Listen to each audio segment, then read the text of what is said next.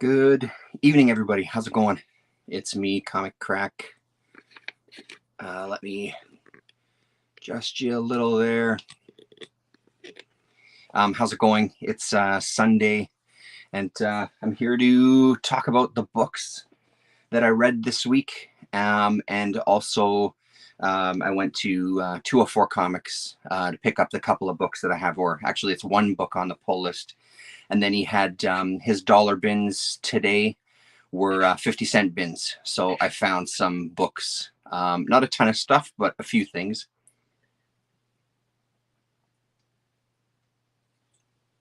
So we'll have a look through that as well.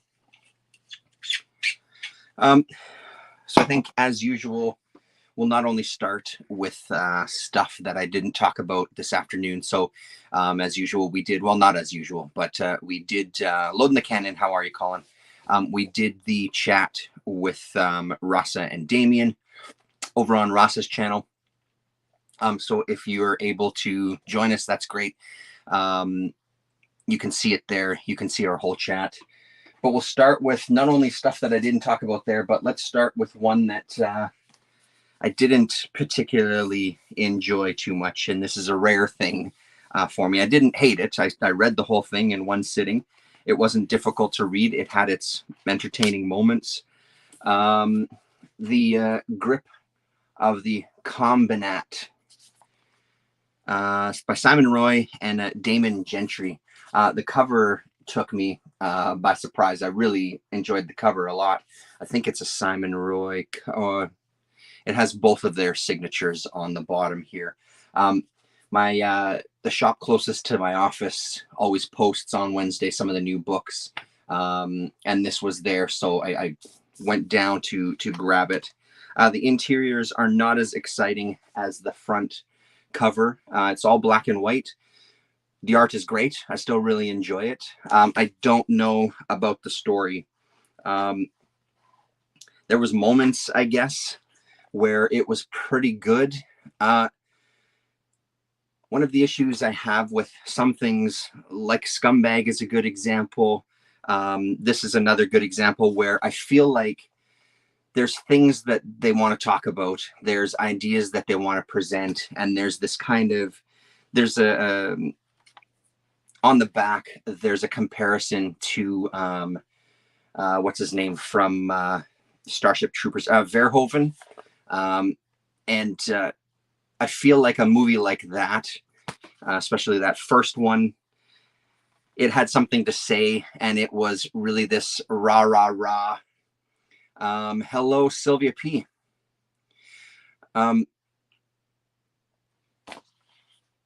There's this real rah, rah, rah kind of thing to Starship Troopers that then they kind of twist on its head. You know, this idea of becoming a good citizen, you have to serve in the military, and a good bug is a dead bug, et cetera, all of these kind of things that they do, and then intercut with these kind of news, this propaganda news broadcasts and things.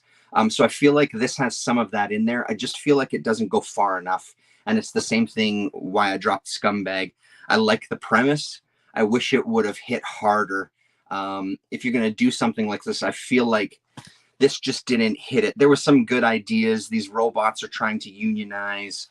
There's this strip that appears throughout every once in a while of these robots strung up. And most of the time, nothing much happens. They're just there for on display. So there's some interesting ideas for sure. I just don't think it goes far enough. And then also in this day and age, when we're talking about gender and things, and we're talking about identities, there's one of this big military guy who kind of has an affair with the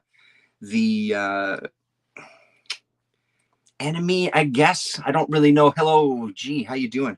I don't really know how to describe them. They're another force out there, but they're rivals basically. So we get this, that they start making out, which again, no big deal. But the thing is, when you have the context of this book, I don't know, like if this was hello Scott, if this was like 90s, then we'd get an impression that, you know, this kind of I don't know.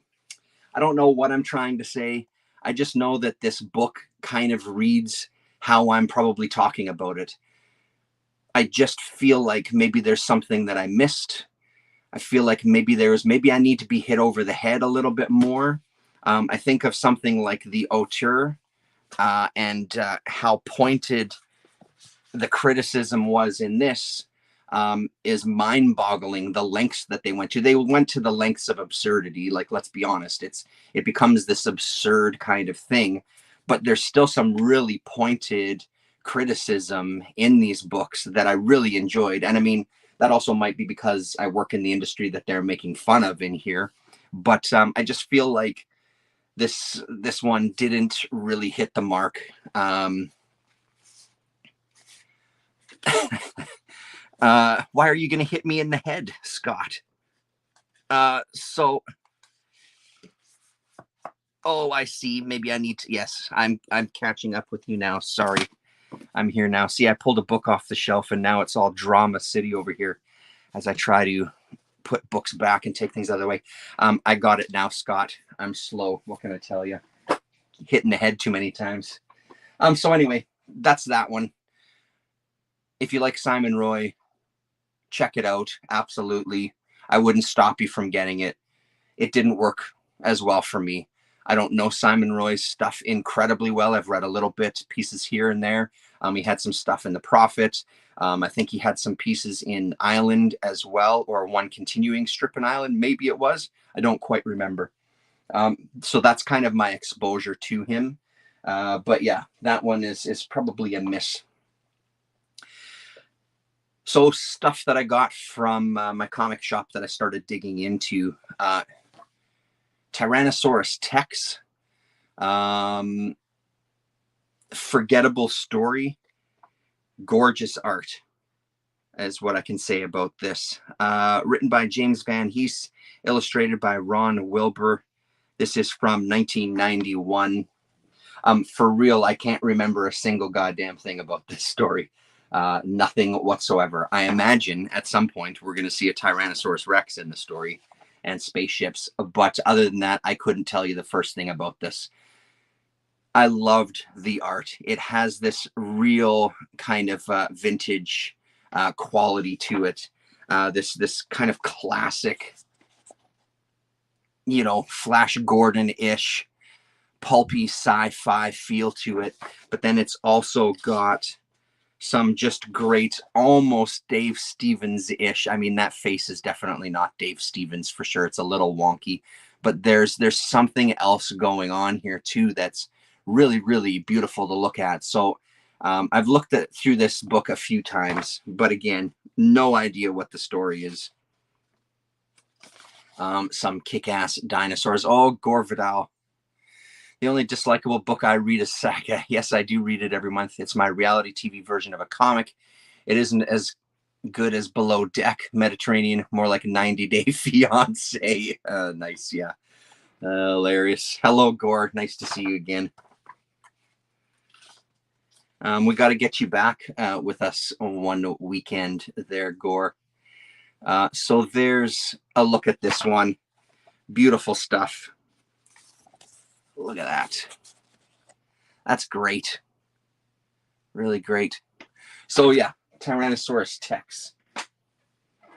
What else did I not talk about today?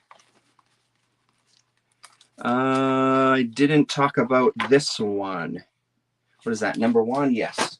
So I read issue number 1 of Ragmop, and I don't know what to think yet. So I'm going to withhold any sort of judgment or conversation on it because I'm still sort of unsure of what I'm reading or where it's going. I enjoyed it. I like the kind of shifting through time and kind of the satire of it and the dinosaur dialogue. It's entertaining enough. It hasn't grabbed me yet. It wasn't one of those little Dr. Seuss type characters there. It wasn't one of those books that as soon as I grabbed it, I didn't love it like you guys love it. I think it's going to take a few more issues, Scott. I'm going to reserve judgment until I give it a fair shake, because I've got a few of the issues, so I do want to really dive into it. Again, it's one of those things, it feels like there's a lot here. I'm just really curious where it's going. And again, like, I think satire is really fucking hard to do, man. Comedy in general is brutal to do. Comedy in comic books is fucking horrific to try to pull off. I think it's probably impossible. The one thing I did enjoy here was this woman superhero, Alice Baby. What can I tell you? You'd think with all the alternative publishers and universes, it'd be easy to find work for you super types. Sad truth is, no one wants to take a chance on an unknown, untried, unlicensed character who doesn't have backing of a major imprint. What about the small press? Small press? Let's see. Well, I've got a call sheet here for Peep Show. Joe Matt is auditioning women for a major sexual fantasy. So that part I thoroughly enjoyed. This was probably my favorite part of the book so far. I like the little, nod to Joe Matt and his perversity, and the idea of a superhero character trying to get a comic in what I imagine is the 90s. Yeah, 95 here. So there you go. Like, I think that there's stuff here. I'm just curious where they go with it. So I'm looking forward to more of that.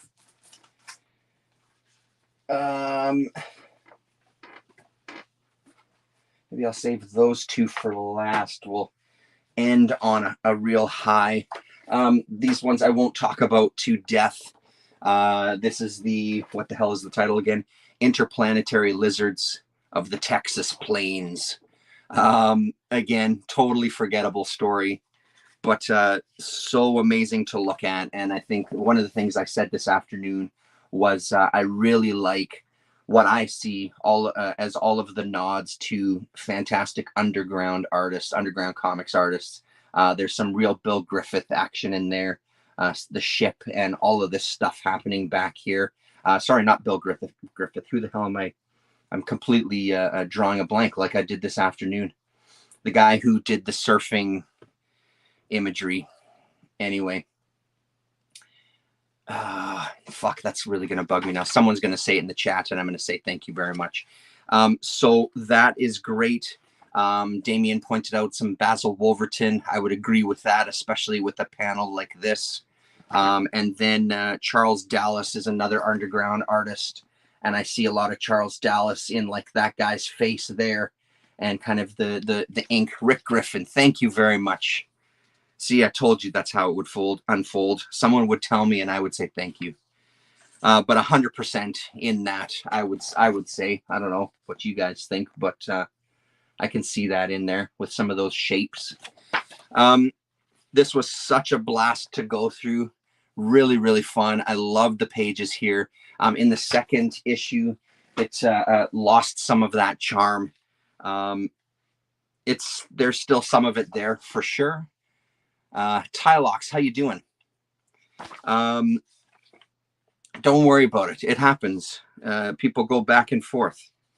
I tuned in because I saw your live stream was going to be talking to a guy that played in Agoraphobic Nosebleed, and they're one of my absolute favorite grindcore bands. There was a guy in town, as a little aside while Tylox is here, there's a guy in town, Brendan. He had a record shop, a couple of different record shops. One of those incarnations, I went in, and as soon as I walked in, he said, I've got something here for you. And it was the first Agoraphobic Nosebleed 7-inch that has like whatever, 40, 50, a million songs on it or whatever. Yellow cover. I think it was yellow vinyl too, possibly. He played me like, 20 seconds of it, and I handed him money and I got it. And ever since then, that album kind of, that and the band Anal Cunt, if anybody knows them, 40 More Reasons to Hate Us is one of the amazing albums by them. It was those two bands specifically that really got me down the grindcore kind of rabbit hole. And it's funny because Scott Hull from Agoraphobic played in AC for a little bit, and then he went on to be kind of like I think he engineer or produce Tylox, maybe other bands and things. So he's really active within recording some of these bands, but I love agoraphobic stuff. It's fast, it's ridiculous, it's completely over the top, and it's a total blast.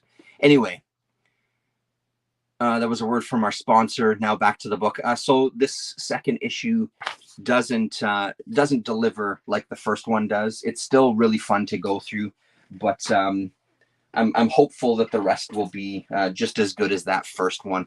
I have a feeling it's now they've got that first book out that they've spent quite a bit of time on. Now they maybe have a schedule, and that second one got rushed a little bit, so they couldn't kind of sit and kind of get into the weeds a little bit on it. Read a couple of Matt Howarth books. Savage Henry, issue number 1, which is from the first miniseries, and then Connie and Zoo. I enjoyed both of them. The Savage Henry was fun. I said in the chat, one of the reasons, especially with this Savage Henry, there's a lot of musicians that kind of come into the other issues. This one, Conrad Schnitzler is one of his guys, is one of his friends in real life, and then in the book here too. Lord Cthulhu is a pretty great character. I think the next issue has Moby in it. So this one was great. I could see getting into this world. I feel like this is another guy that you just have to read a bunch of his stuff to really get into the headspace, to really get into his world, and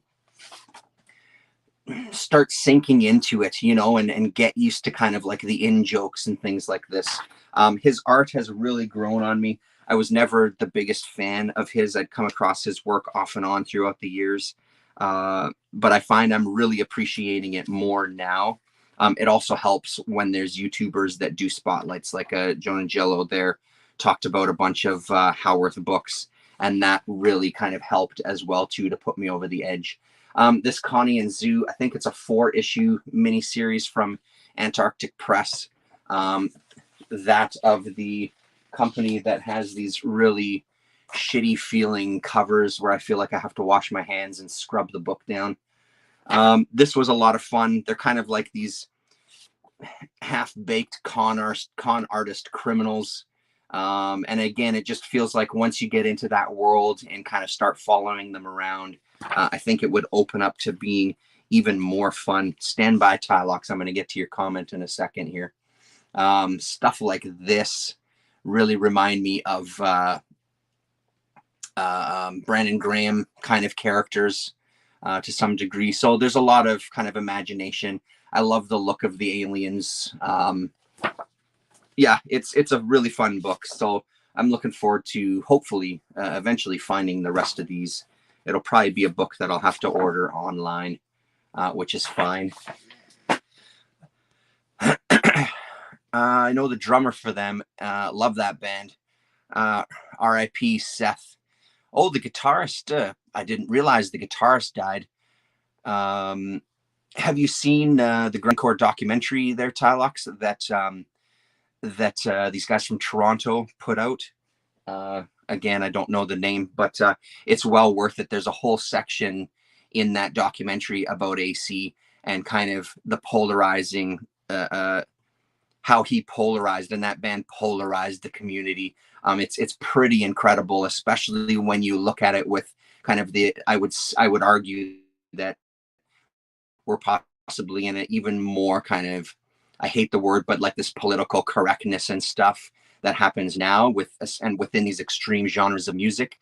I think that it had a huge effect back then. Don't get me wrong. It really, like, people fucking hated their guts and hated Seth Putnam.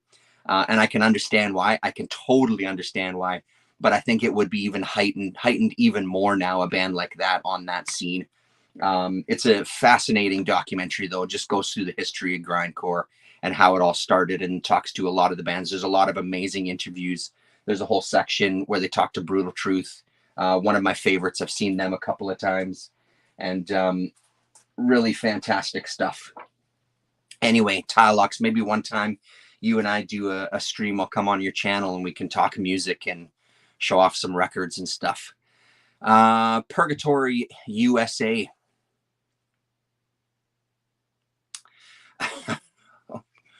Seriously. Oh, wow.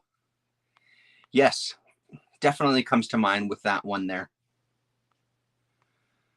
Hello, Damien. So this one, Purgatory USA, I bought it because of the cover and it just looked like it would be promising. It was cheap. Hernandez Brothers on the front there. And then when I kind of sat down to finally dig into it, the big surprise unveiled itself, and it's Ed Brubaker comic.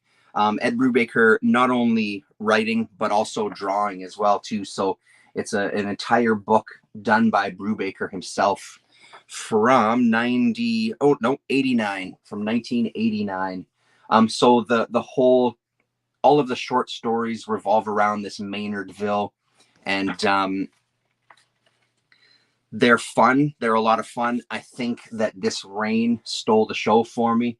I thought this was a fantastic story, and it really gave you a little bit of an idea of Brubaker and where he would eventually end up being, because this is not a particularly, it's not that he's an unlikable character. You get a sense of his history and you see where he's going. And then finally we get to a scene where he goes and kills a priest on an amazing page here. I really, really like this page a lot. All that white space really just gives you so much more impact as that bloody cross is in his hand there. Fantastic stuff. So I think that this only went the one issue though, because this was going to be a 3 or a 4-part story. Chapter 1, a story in 3 parts is what it was supposed to be, and this was written by Edwin, as he signs, in 1988. So it's great. Yeah, absolutely. Seeds of Criminal Characters, 100% Gore. So, and it's really good to see his art as well too. It's not too bad, honestly. I mean, it really fits in with that kind of black and white indie explosion type of work, right? So that was a really, really great surprise. So if you see Purgatory USA, don't sleep on it. Pick it up. It's well worth reading. And then finally, for the stuff I read before we have a look at the 50-cent box comics I grabbed today, out of all of the kind of indie stuff. Oh, really? Okay, good to know. Well, there you go. That's great to know. I'll keep my eyes open then. I'll check it out. Out of all of the kind of indie stuff I've been reading lately, I think Ashley Dust is probably right up there as my favorite. So this is Rick McCollum, created, written, and illustrated. I've talked about it here before on one of the Sunday chats. I love this book. I would tell you try it out. I would highly recommend you just hunt it down and give it a shot if you see it out there. Just any issue. There was only 4 issues, I think. Again, with the Joe Coleman type of style there. I think there was only the 4 issues. I would just say grab any one. The storytelling in this particular issue, I really love. I love the way they break up the 2 stories. And I imagine that it was because the story was going to max out. They had to then print a couple of the pages where he made the decision to tell the story in this landscape mode for a couple. Beautiful art, interesting story. Ashley Dust is quite a character, sort of has some Doctor Strange vibes to her, but honestly, I'm here for McCallum's art. I'm a full-blown hardcore McCollum fan. McCollum, I guess. COLLUM. I want more of his work, and I have some more coming. And then I want that Tundra sketchbook issue that he did as well too. But yeah, gorgeous, gorgeous stuff. What am I missing here? I didn't know he started out like Grant Morrison, drawing and writing comics. Yeah, I had heard him talk about it. I didn't know how much he did. I was under the impression that maybe he just did kind of like a short story. I was surprised to see that it was an entire book, and then there's more as well. Your lord started drafting a missive on behalf of the Ragmop Defamation Society. Yet, hey man, there's no defaming. There's no defaming. Alan Morales, yes, that's right. That's very true. Pardon me. So that's the stuff that I read. Why don't we look at what I pulled from the 50-cent bins and stuff? Not a lot, just a few things. There was a couple of things. I know, Damien, you bought this one. I haven't read it yet. Very excited to check this out. Ram V on a Aquaman story. So part of the Black Label, kind of the oversized magazine style. Having a flip through at the shop and then coming home and having a bit of a closer look. I dig the art in it. I'm very curious what this is going to be like. I trust Ram V. So I'm really curious about this book. I think it's only the 2 issues, if I'm not mistaken. So I put it on my pull list there, and I'm going to make sure that I grab the second one, but I'm going to try to read that this week. And then the final issue from Storyteller Shapeshifters came in. You loved it, hey? Hello, Bubby GTF. The final one from Storytellers Shapeshifters, issue number 4 of 4 came in. So I've got that to read. This was the only issue he had left. I can't believe I almost missed issue number 13 of Swamp Thing. But I got my hands on it. I love this. Like, on a side note, I love this cover. So I'm not complaining that this was the only copy they had in at the shop. And then another one where it was the only copy. Oh, no, they had 2 different covers for this one. I almost missed issue number 9. This is a Kelly Jones cover on The Nice House on the Lake. And I think that it's on another hiatus after this one, if I'm remembering right. So I'm very curious. Still digging that story. So the Deposition. I knew that was coming, Scott Connor. Okay, so this is the stuff that I got from the cheap bins. An issue of Gangland that I was missing. I thought I had all 4 of them, but I don't. So that should cover that now. A little while back, I read this Garth Ennis and Carlos Esquera, Just a Pilgrim. They had in the 50-cent bin this limited preview edition, which looked pretty great. You did, hey? Oh, great. And having a family in Belize, I also love that Storytellers. That's great. I'm really happy to hear that, Bubby. I'm a huge fan. I don't know if you watch every week, but I will go out of my way to praise the Jim Henson Storytellers series. I think every single one is a killer story, and I love what they do with the stories and the different arcs. Hey, oh, where's the banners? Hold on. There we go. Nice, nice, very nice, nice. So this one has, I guess, a short story, a little bit of a story. I don't know if it's going to be the first part of what takes up the first issue. I feel like maybe it is, because that's looking pretty familiar to me. This is the first time I'm really sitting and looking. And then that only lasts a couple of pages. And then for the rest of the book, there's write-ups, interviews. There's sketchbook pages and stuff too of the character designs. Ooh, a poster. And some more.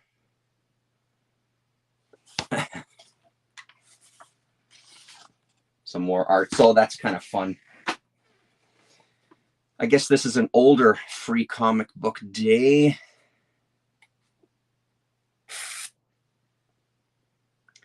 $2018. Yeah, I think this is a 2018 Free Comic Book. The Meta Barons they had in the 50-cent bin, so I grabbed that one as well. And it's front to back story, so that's exciting. So I'm looking forward to checking this one out. I guess it was for book 3, the Meta Guardianess and the Techno Baron. Oh, hey, look at that. And then an ad on the back for book 1. July 2018. So yeah, this will be fun to check out. The art looks fantastic in this one there. So a nice one there. Another issue of Mars. I'm pretty good. Oh, nice. Okay, cool. Well, there you go.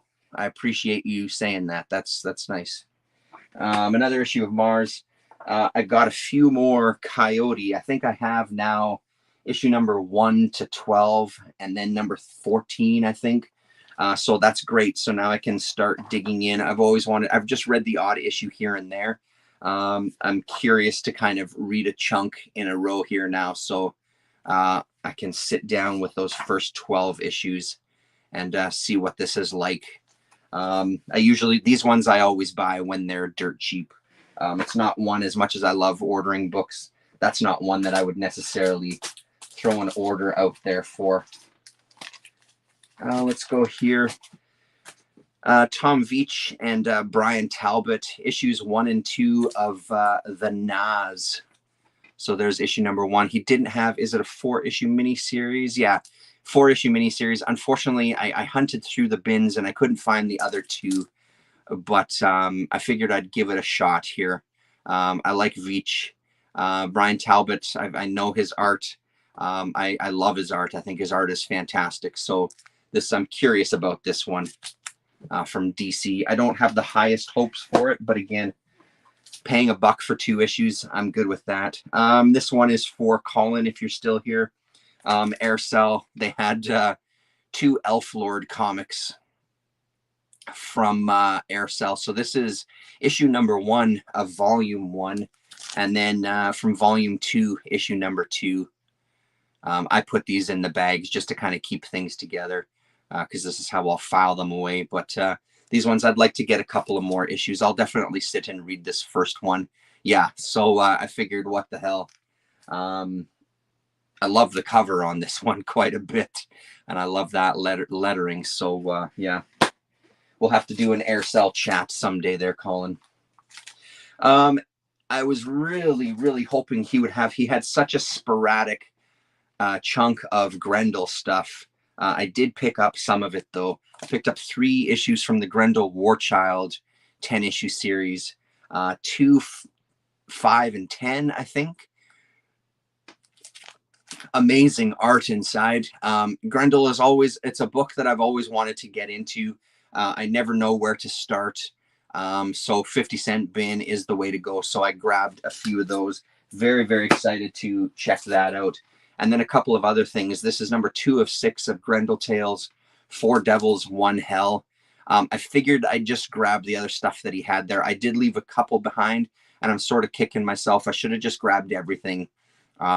Because again, 50 cents a book it's too good to pass up. And then he had 1 issue of Red, White, and Black of the Grendel series. I think this is a newer thing, isn't it? This has Kelly Jones, Mike Hawthorne, Andy Watson, Dan Brereton, Phil Hester, and Ande Parks. Hunter Rose, the early Grendel is the best way to begin. Kate, I'll make a note of that. I loved Warchild when it came out. I hadn't read Grendel before. It stands alone, more or less. Okay, that's cool. That's good to know.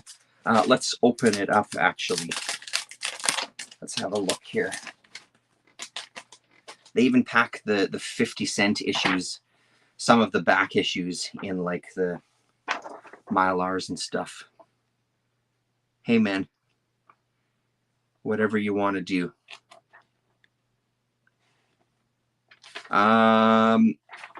Yeah, so this is issue number 2. There we go. There's a look at the inside there of Warchild, Grendel Warchild. Looks great. Yeah, so number 5 was the other one I grabbed. It's just a character I've heard people rave about in the past, including some friends of mine here in town, some comic nerds here are big fans of Grendel as well too. So I've always heard good things about the books, but I've never tapped into it. So I'm very excited. And this one, issue number 10, with the fold out cover there. Oh, so is it a different artist every single issue here? Let me have a look. So this one illustrated by Matt Wagner, Patrick McKeon, Ken Henderson, and Monty Sheldon. I think you had said Pat McKeon. Yeah, you did. That's right. Correct. Hunter Rose was the first Grendel. At 14, his lover was his 30-year-old fencing coach. Love of his life. I doubt Netflix will touch that aspect of the comic. Yeah, I'd be surprised. Have some War Child as well. It's where I started. Excellent. So I'm looking forward to that. I think that's it. I didn't bring it downstairs, but I found this week at Value Village a Canadian comedy classic, The Frantics, Four on the Floor, or it's Boot to the Head, rather, is the album, a comedy album. I used to listen to The Frantics on the radio when I was a kid, when I was probably 14, 13, 12, 13, 14, somewhere in around there. They eventually had a show on CBC that was hilarious as well. I've listened to the record, I think, 3 times now. It still makes me laugh. It's classic Canadian CBC humor. Really, really, really funny and ridiculous. So I wish I would have brought that down to show you that little gem there. Okay, that's it. Thanks very much. And I will talk to you next week. Later, everybody.